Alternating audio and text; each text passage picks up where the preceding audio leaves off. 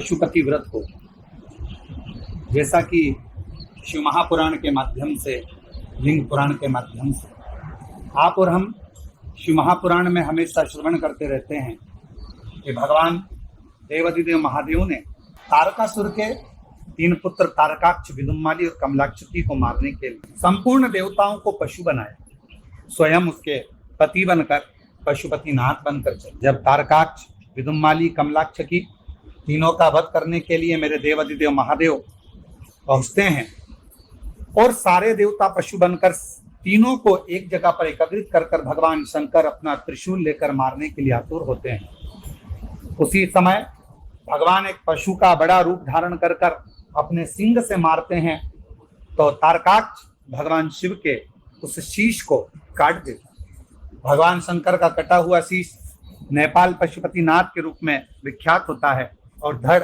केदारनाथ के रूप में विख्यात होता है। पर मेरे भगवान देवाधिदेव महादेव उसी धड़ में से फिर प्रकट होकर तारकाक्ष, विदुम्माली और कमलाक्षी का वध कर देते। मेरे भगवान देवाधिदेव महादेव स्वयं देवताओं को संतुष्ट कर कहते हैं कि आपने पशु का रूप धारण करा है, पर आप ये चिंता ना करें, मैं तुम्हें उस पशुपति व्रत के बारे में बताता हूँ जिस व्रत के माध्यम से संपूर्ण जीव का कल्याण कलिकाल में हो जाता है।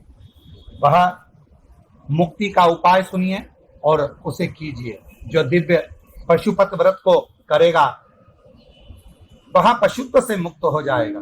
यह सत्य तथा प्रतिज्ञत है। हे श्रेष्ठ देवताओं, एकाग्रचित्त होकर जो अन्य लोग भी मेरे पशुपत व्रत को करेंगे वे पशुत्व से मुक्त हो जाएंगे, इसमें संदेह नहीं है।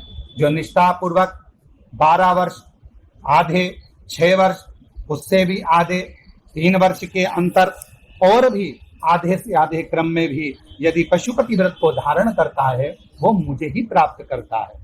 शिव के ऐसे कहने पर देवताओं ने कहा ऐसा ही होगा। अतः समस्त देवता, असुर तथा मनुष्य शिव जी के, पशु के, रुद्र पशुपति के उस पशुपात से मुक्त करने वाले जो पशु हैं उसे व्रत के द्वारा पशु प्रभाव को त्याग कर देने वाले उस पवित्र पावन व्रत को करते हैं। शिव जी का ये पशुपति व्रत जो संपूर्ण